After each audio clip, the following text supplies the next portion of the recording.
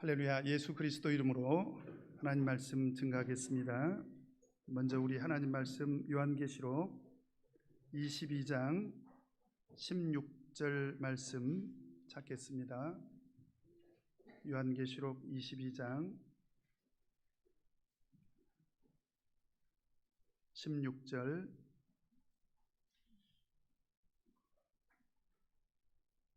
다 같이 읽겠습니다. 시작. 나 예수는 교회들을 위하여 내 사자를 보내어 이것들을 너희에게 증거하게 하였노라. 나는 다윗의 뿌리요 자손이니 곧 광명한 새벽별이라 하시더라. 아멘. 오늘 이 시간에는 너희에게 증거하게 하였노라 라는 말씀의 제목으로 같이 은혜를 나누도록 하겠습니다. 오늘 본문의 시작은 어떻게 시작하고 있습니까? 나 예수는 이렇게 시작하고 있습니다. 여러분, 우리가 요한계시록을 자세히 들여다보면 이런 표현은 오늘 예수님께서 처음으로 사용을 하셨습니다. 사실 요한계시록이라는 책은 책 제목은 요한계시록이지만 사실 이 계시의 말씀은 누가 들려주신 것입니까? 우리 요한계시록 1장 1절 한번 보도록 하겠습니다. 요한계시록 1장 1절을 보면 같이 한번 읽겠습니다. 시작. 예수 그리스도의 계시라. 이는 하나님이 그에게 주사 반드시 속히 될 일을 그 종들에게 보이시려고 그 천사를 그 종 요한에게 보내어 지시하신 것이라. 우리 요한계시록 1장 1절을 보면 누구의 계시라고 기록하고 있습니까? 예수 그리스도의 계시라. 그래서 책 제목은 요한계시록이지만 요한이 계시를 전한 것은 아니고요, 예수 그리스도께서 계시를 들려주신 것입니다. 그래서 그 계시를 천사를 통해서 요한에게 이제 들려주시고 또 보여주셨죠. 그리고 그 요한에 의해서 이 요한계시록이 기록이 된 것입니다.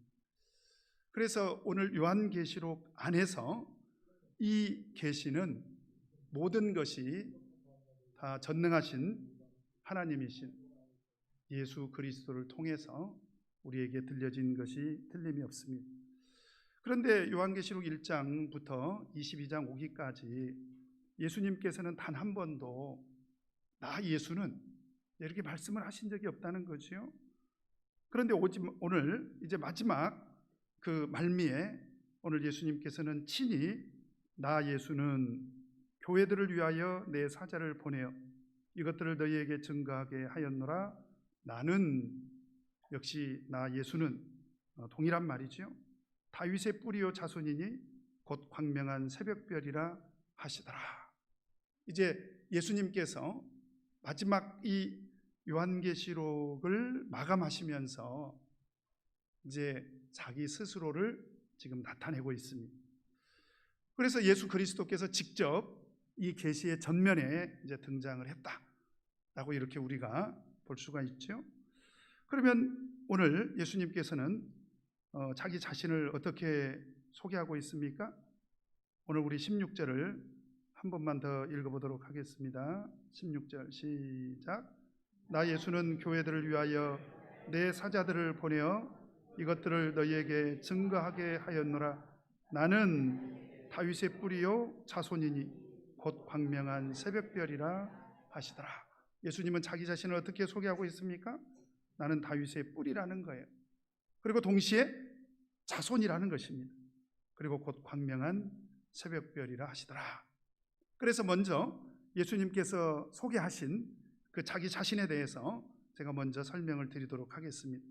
여기서 보니까 예수님은 누구의 뿌리라는 거예요? 다윗의 뿌리라는 것입니다. 여러분, 하나님의 구속 안에서 이 다윗은 굉장히 중요한 인물입니다. 이스라엘의 왕이기 때문이 아니고 예수님은 세상에 오실 때 누구의 후손으로 오셨습니까? 다윗의 자손으로 오셨지 않습니까? 우리 마태복음 1장 1절을 빨리 한번 찾아보도록 하겠습니다.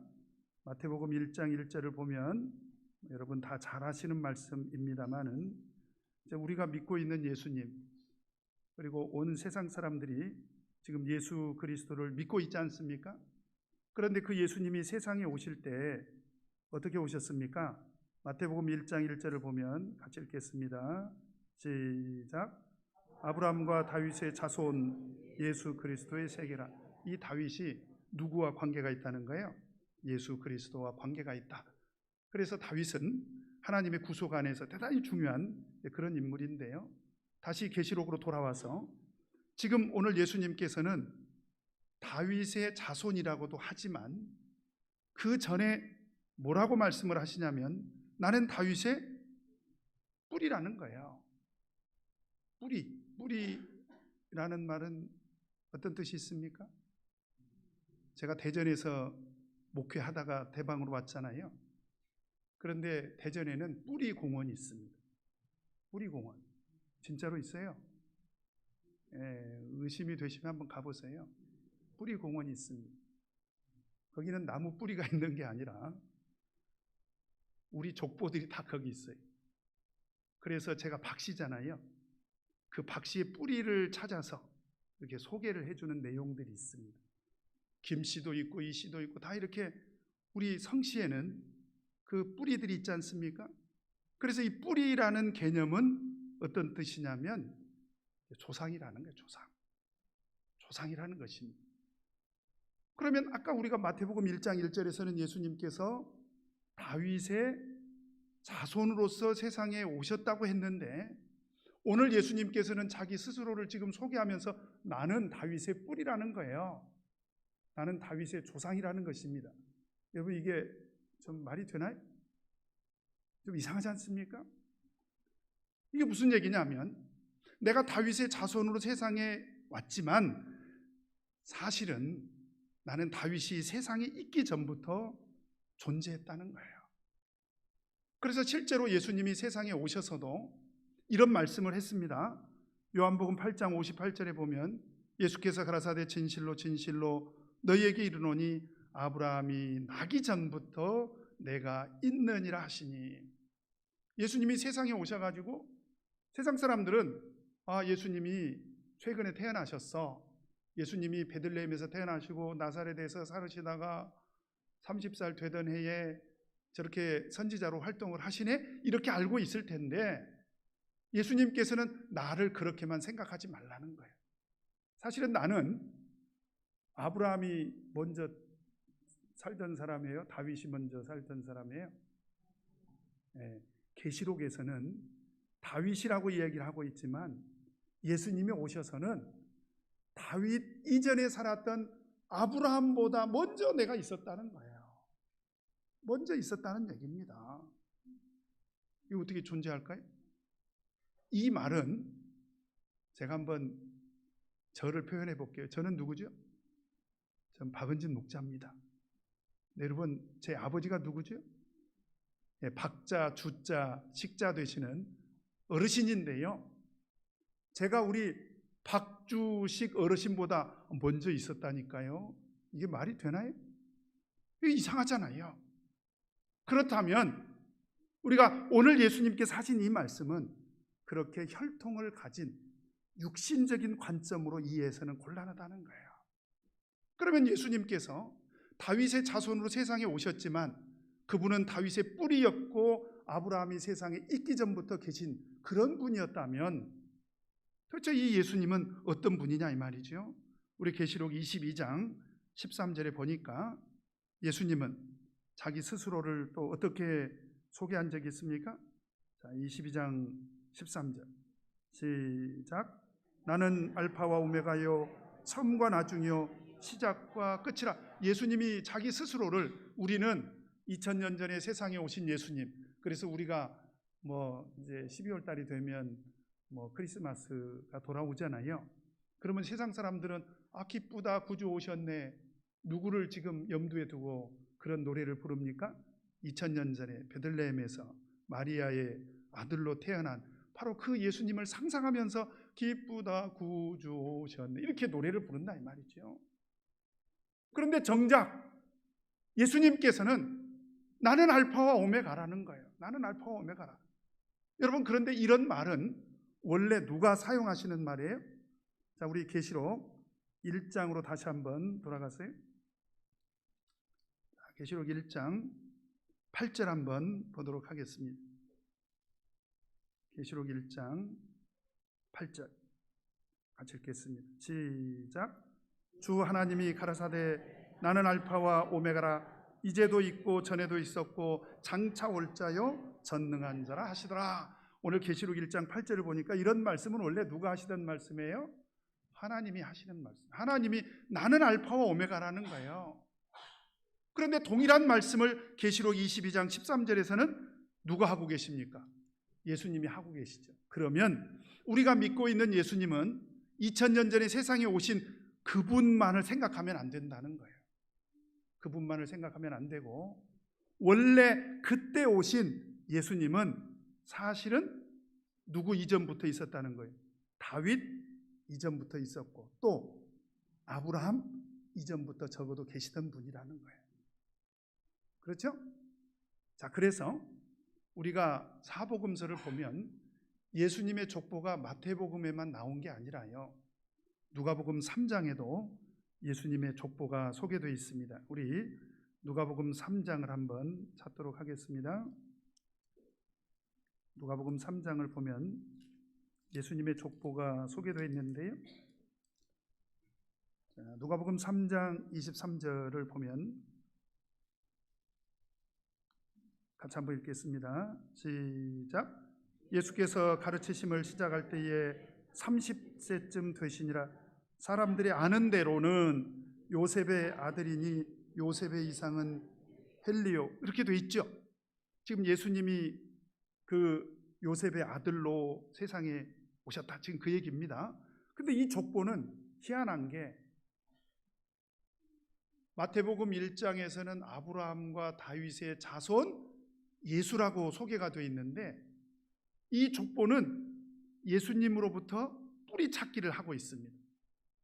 그래가지고 이상은 헬리오 해서 24절에 보니까 그 이상은, 25절에도 그 이상은, 26절에 그 이상은 전부 무엇을 지금 하고 있는 것입니까? 뿌리 찾기를 하고 있는 거예요. 그래서 그 뿌리를 쭉 거슬러 올라가서 보니까 38절에, 자, 같이 한번 읽겠습니다. 시작. 그 이상은 에노스요, 그 이상은 셋이요, 그 이상은 아담이요, 그 이상은 그러니까 계시록 22장에서 이야기하고 있는 예수님이, 나 예수는 다윗의 뿌리라는 얘기는 나는 알파와 오메가라는 거예요. 나는 다윗이 있기 전부터, 아브라함이 있기 전부터 이 세상에 존재했는데 바로 그분이 누구시라는 거예요. 다윗의 뿌리, 조상, 우리 지금 봤잖아요. 누구예요? 다윗의 뿌리, 조상은 누구예요? 하나님이시라는 거, 하나님. 그러니까 우리가 믿고 있는 예수 그리스도는 사실은 이 세상을 창조하신 창조주 하나님이시다 라고 우리가 알 수가 있는 거예요. 그래서 예수님께서 자기를 지금 소개할 때 나 예수는 다윗의 뿌리라는 거예요. 전능하신 하나님이다 라고 하는 사실입니다. 그래서 우리가 구약 성경을 보면 수천 년 전에 이사야서에 이런 예언이 나타났습니다. 이사야 11장 1절 2절을 보면 이새의 줄기에서 한 싹이 나며, 이새는 누구죠? 다윗의 아버지입니다. 그런데 그 이새의 줄기에서 한 싹이 나며 그 뿌리에서, 그 뿌리는 아까 제가 무엇을 말한다고 그랬죠? 조상을 말하는 거예요. 조상. 다윗은 누구 아들이라고요? 이새의 아들인데 그 이새의 뿌리에서, 이미 그 이전의 조상 중에서 그 얘기입니다. 그 뿌리에서 한 가지가 나서 결실할 것이요. 근데 그 뿌리를 어떻게 설명하냐면 2절에 보니까 여호와의 신 곧 지혜와 총명의 신이요 모략과 재능의 신이요 지식과 여호와를 경외하는 신이 그 위에 강림하시리니. 다윗을 이야기하는 것 같은데 사실은 이새의 아들인 다윗을 말하려고 한 것이 아니라 그 가지에서 하나님이 나타난다는 거예요. 하나님의 신이 강림한다는 것입니다.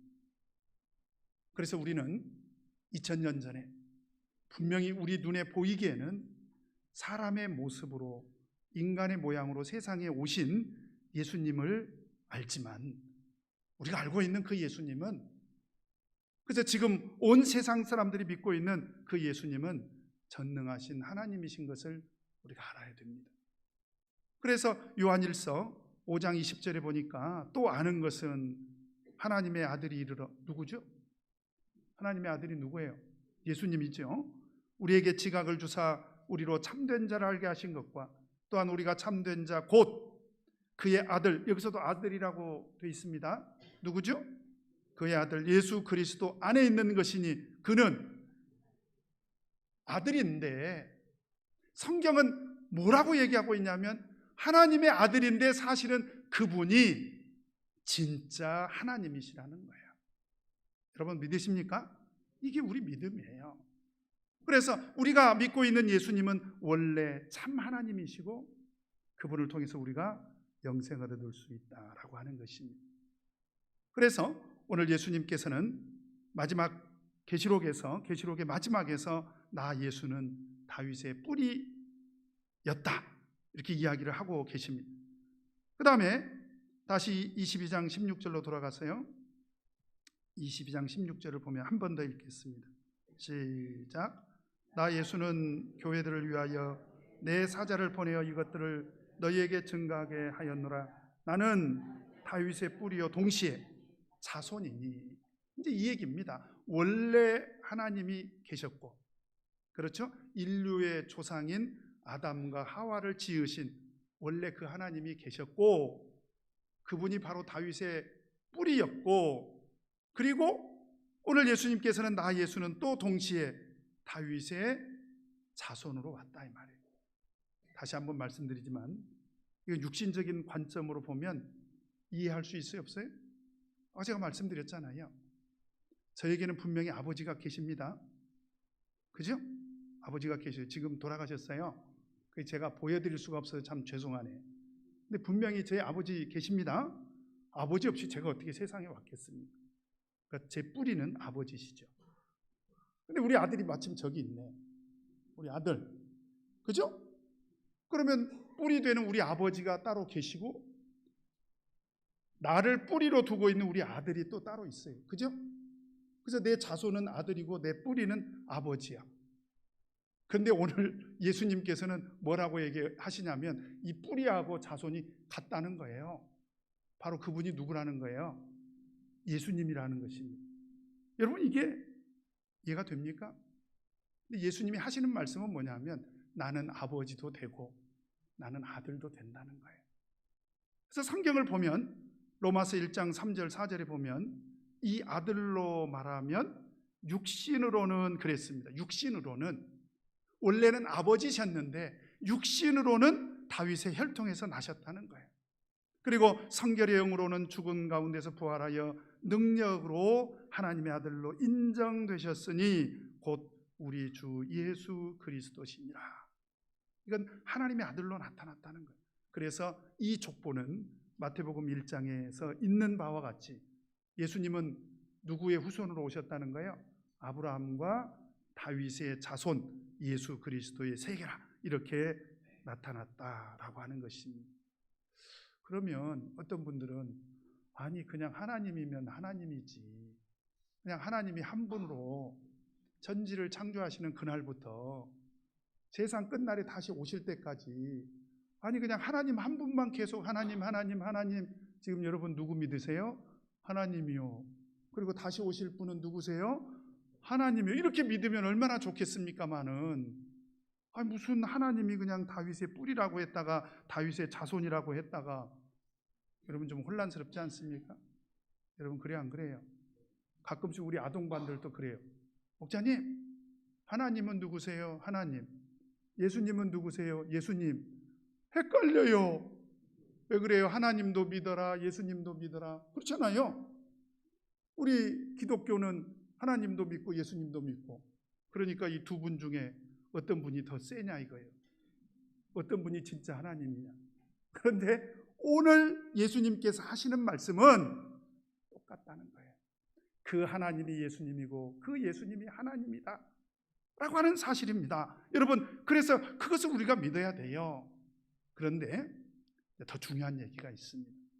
그러면 천지를 창조하실 때부터 그냥 하나님 하나님 하나님에서 마지막 다시 오실 그분도 하나님으로만 나타났으면 혼란스러울 일이 없는데, 왜 2000년 전에 이스라엘이라는 나라의 베들레헴에서 왜 사람의 모습으로 예수님이 세상에 오셨냐 이 말이에요.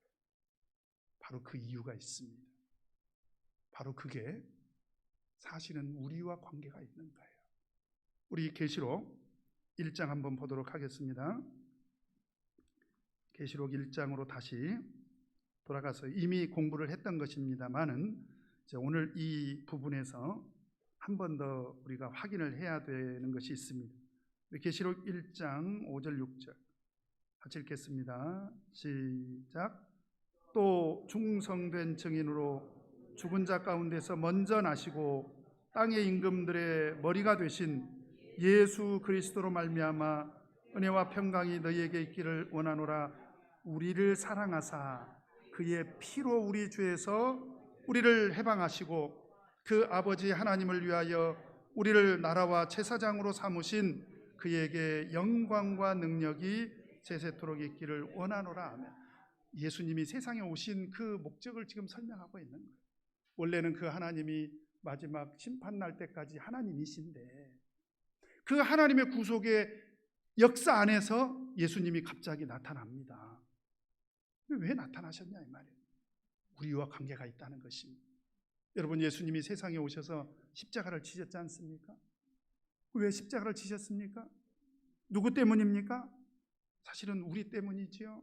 그래서 오늘 본문 말씀을 보니까 우리를 사랑하사, 1장 5절에 보니까 우리를 사랑하사 그의 피로, 이것은 십자가 위에서 흘린 그 피를 말하는 것이요, 우리를 우리 죄에서 해방하시기 위해서 예수님께서 세상에 오셨고 세상에 오셔서 우리를 위해서 십자가를 치셨다라고 하는 것입니다.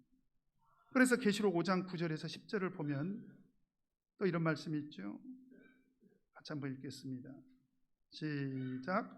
새 노래를 노래하여 가로되 책을 가지시고 그 인봉을 떼기에 합당하시도다.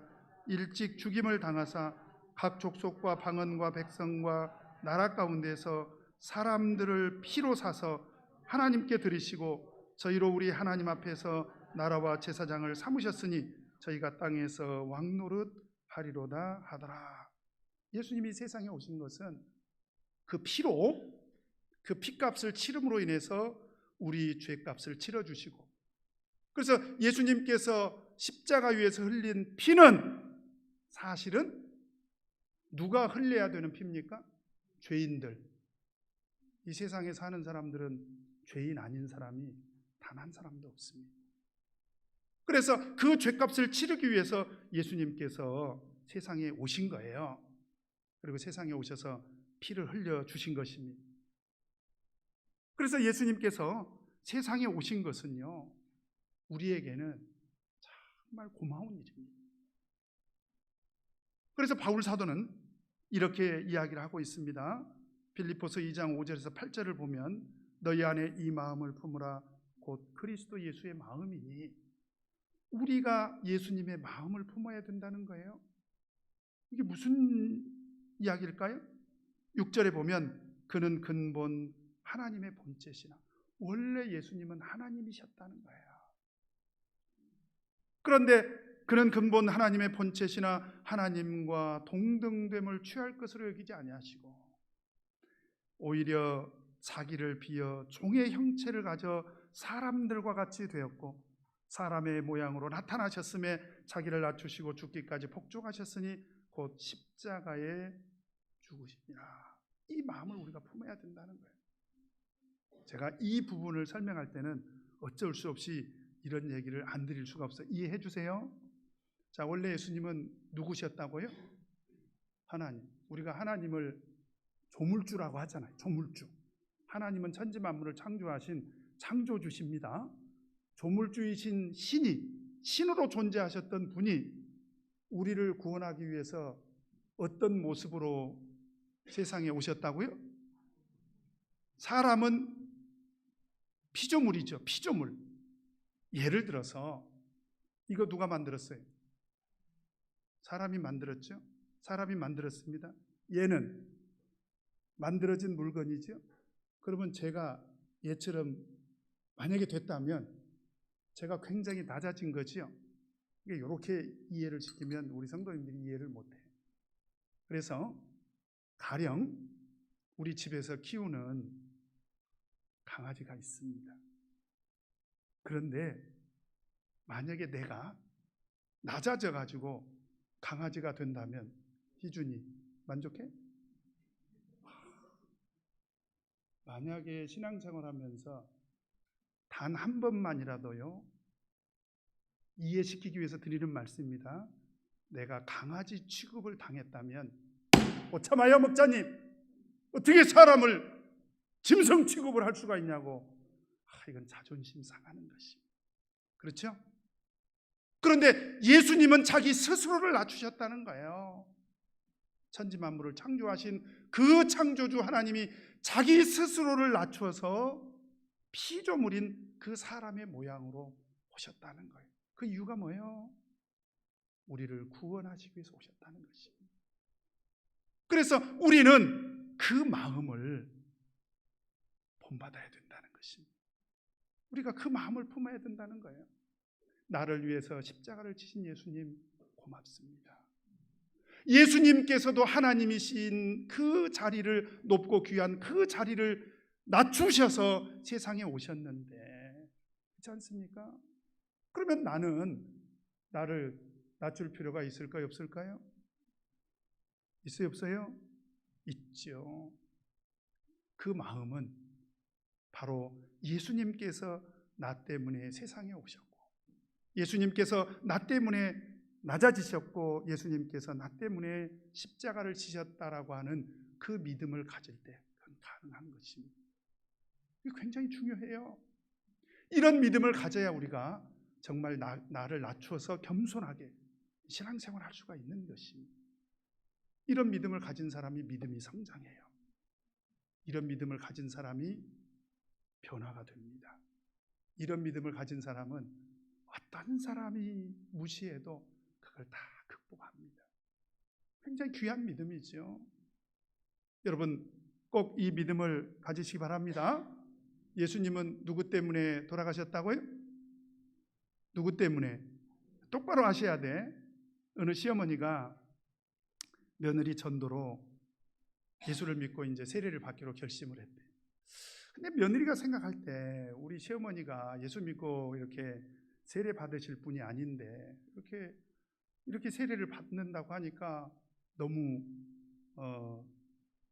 감사하기도 하지만, 진짜 우리 어머니가 그런 예수 그리스도의 십자가의 구속의 그 은혜를 알고 세례를 받기로 결심하셨을까?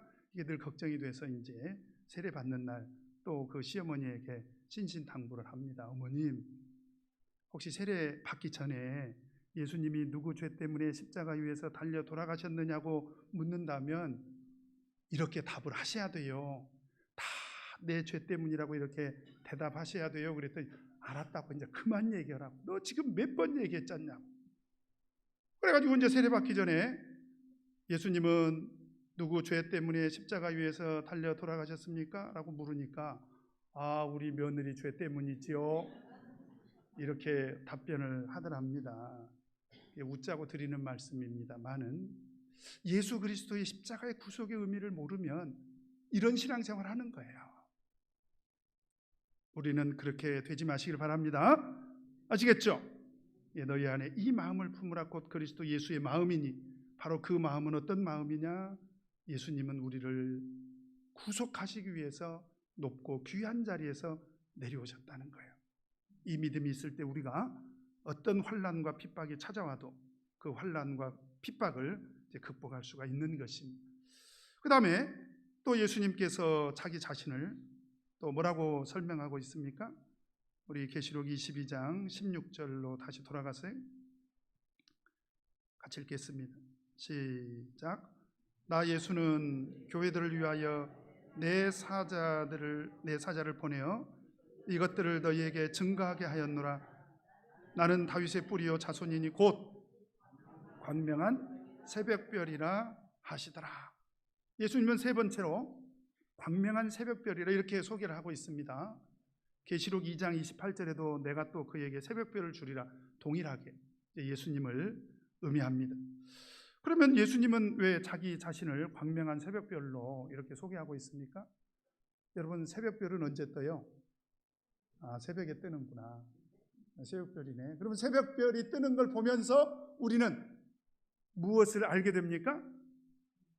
이제 아침이 밝아오겠구나. 그래서 이 새벽별의 의미는 어떤 의미가 있냐면 이제는 그 새벽별이 뜨는 것을 보고 어둠이 물러가겠구나. 그리고 광명한 아침이 찾아오겠구나. 이걸 깨닫게 된다는 거예요. 이것은 매일 아침 찾아오는 그런 아침을 설명하려고 하시는 말씀이 아니고 이것은 영적인 의미를 지금 설명하려고 하신 말씀이에요. 여러분, 베드로후서 1장 19절에 보면 베드로 사도도 그런 말을 했습니다. 우리 베드로후서 1장 19절 한번 찾아보도록 하겠습니다.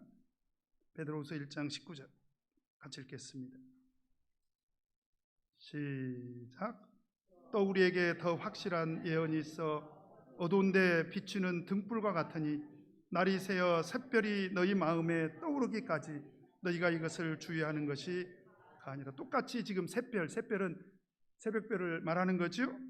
그래서 오늘 말씀 가운데 어두운 데 비추는 등불과 같으니 날이 새어 샛별이 너희 마음에 떠오르기까지, 이거 지금 제가 금방 말씀드린 그 새벽별이 뜨면 이제 어두움이 물러가고 이제 밝은 아침이 온다. 지금 그거를 지금 베드로 사도가 이야기하고 있는 거지요. 근데 매일 아침에 찾아오는 그 밝은 아침을 설명하려고 하시는 말씀이 아니라 이 말씀은 예언을 설명하려고 하신 말씀. 그래서 베드로서 1장 19절 처음에 보니까 또 우리에게 더 확실한 예언이 있다는 거예요. 그리고 20절 21절을 보니까 자, 예언에 대해서 어떻게 설명하고 있습니까? 같이 읽겠습니다. 시작. 먼저 알 것은 경의 모든 예언은 사사로이 풀 것이 아니니 예언은 언제든지 사람의 뜻으로 낸 것이 아니오 오직 성령의 감동하심을 입은 사람들이 하나님께 받아 말한 것임이니라. 결국 이 예언은 마치 우리가 밤에는 그 깜깜한 어둠 속에서 아무것도 몰랐던 것처럼 아무것도 예언에 대해서 몰랐다가 이제 새벽별이 뜨지요. 그러면 이제 아침이 밝아오지 않습니까? 그래서 알게 되잖아요. 보니까 옆에 이렇게 깜깜한 저녁에 옆에 누가 자고 있는지 몰랐는데 보니까 남편이 자고 있네, 우리 아들이 자고 있네, 뭐 이렇게 알게 되지 않습니까? 실제로 옛날에는요, 진짜로 해 넘어가면 아무것도 없었어요. 그때는. 그래서 아무것도 몰라요. 그런데 새벽별이 오면서 이제 날이 밝아오기 시작합니다. 그러면 오늘 예수님께서 자기를 광명한 새벽별이라고 하신 그 말씀의 의미가 뭐냐? 마치 하나님의 비밀의 세계가 그렇다는 거예요. 원래는 깜깜한 밤에 아무것도 알 수 없었던 것처럼 우리는 아무것도 알 수가 없었는데 누가 나타나셔서? 예수 그리스도께서 나타나셔서 광명한 새벽별처럼 우리에게 그 어둠을 밝혀주는 빛이 되셨다는 거예요. 그래서 실제로 계시록은 사실은 하나님의 비밀이 들어있는 책입니다. 맞죠? 지금 우리가 지금까지 이 계시록을 공부를 했는데 누구 덕분이에요? 박은진 목사 덕분이라고요? 큰일 날 소리 하시네요. 우리 계시록 5장 한번 보도록 하시겠습니다. 자, 계시록 5장 1절 같이 읽겠습니다. 시작. 내가 봄에 보좌에 앉으신 이의 오른손에 책이 있으니 안팎으로 썼고 7 인으로 봉하였더라. 이게 이제 계시록입니다. 이게 지금 7 인으로 봉인이 돼가지고 마치 깜깜한 어둠처럼 어떤 누구도 이 책을 펼 수도 없고 이 책에 무슨 내용이 있는지 알 수가 없어요. 그래서 2절 3절에 보니까 그냥 제가 읽겠습니다. 또 봄에 힘있는 천사가 큰 음성으로 외치기를 누가 책을 펴며 그 인을 떼기 합당하냐 하니 하늘 위에나 땅 위에나 땅 아래에 능히 책을 펴거나 보거나 할 리가 있다 없다? 없더라. 그러니 이 책을 보고 싶은 사람 입장에서는 어떻게 될까요? 4절에 보니까 이 책을 펴거나 보거나 하기에 합당한 자가 보이지 않기로 내가 크게 울었더니, 요한 사도는 이 책을 너무너무 보고 싶은데 이 책을 펼 수도 없고 이 책을 볼 수도 없어서 통곡을 했습니다. 그런데 5절에 보니까요, 같이 한번 읽겠습니다. 시작. 장로 중에 하나가 내게 말하되 울지 말라. 유대 지파의 사자 다윗의 뿌리가 이기었으니 이 책과 그 7인을 떼시리라 하더라. 누굽니까? 다윗의 뿌리가 누구예요? 예수 그리스도. 자, 이 책을 누가 펴주신 것입니까? 이 책을 누가 보여주신 거예요? 예수 그리스도. 박은진 목자가 가르쳐 준 게 아니라 광명한 새벽별 되신 누가? 예수 그리스도께서 오늘 이 책의 비밀을 이게 딱 펼쳐주신 거예요. 그래서 이 책의 비밀을 다 펼쳐주시니까 우리가 딱 보고 알게 된 것입니다. 얼마나 감사한 일입니까?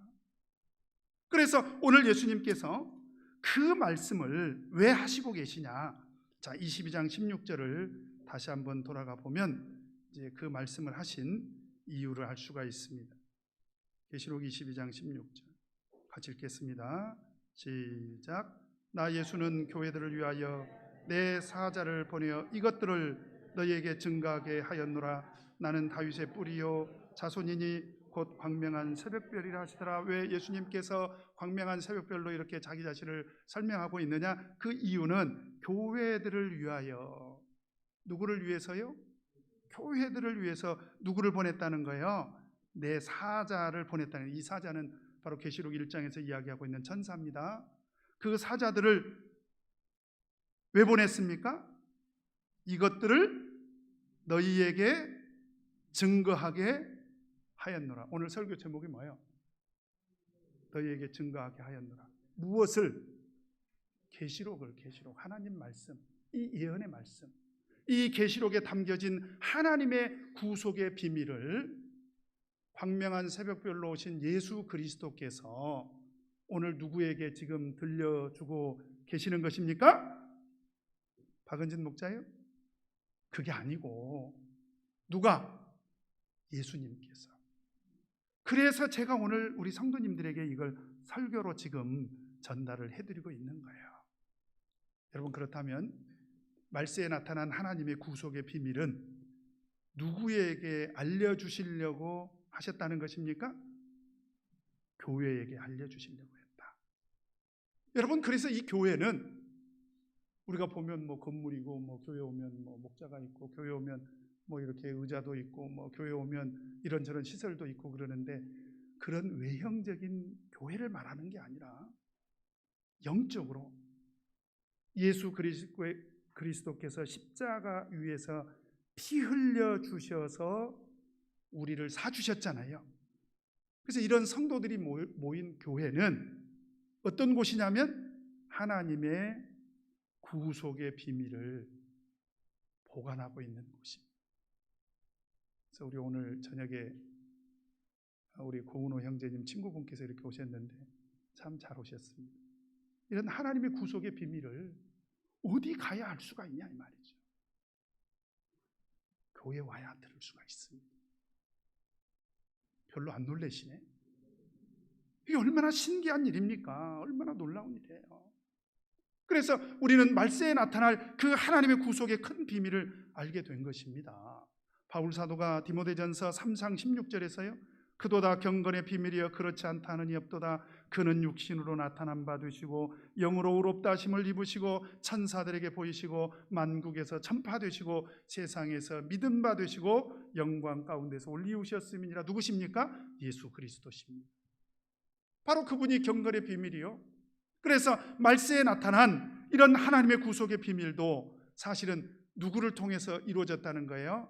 예수 그리스도를 통해서 이루어졌다는 거예요. 그리고 예수 그리스도께서 친히 그 구속의 비밀을 우리에게 들려주고 계십니다. 우리 성도님들은 그 구속의 비밀을 지금 작년 7월부터 해가지고 지금까지 1년 2개월 동안 계속해서 지금 듣고 계십니다. 1년 3개월이 됐네요. 그죠?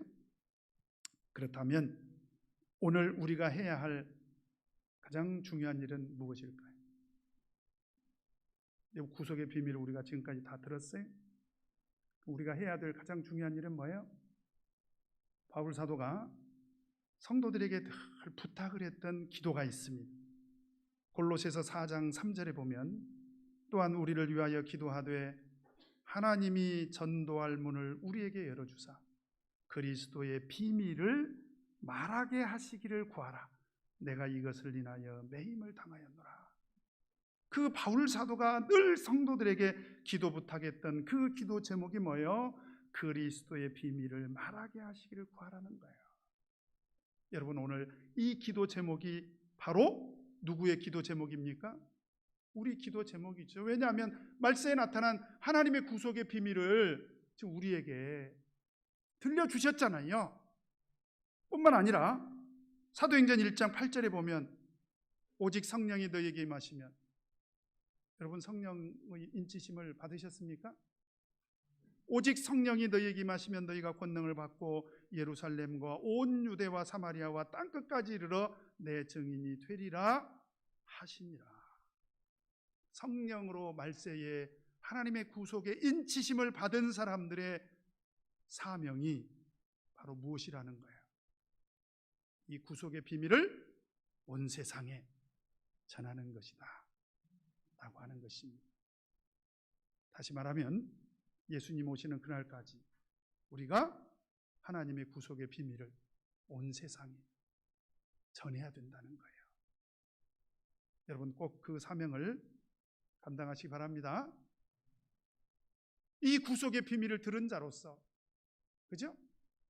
그리고 이 구속의 비밀을 우리 교회가 소유하고 있는데 우리 온 세상에 나가서 이 구원의 비밀을 온 세상 사람들에게 꼭 전해야 되겠습니다.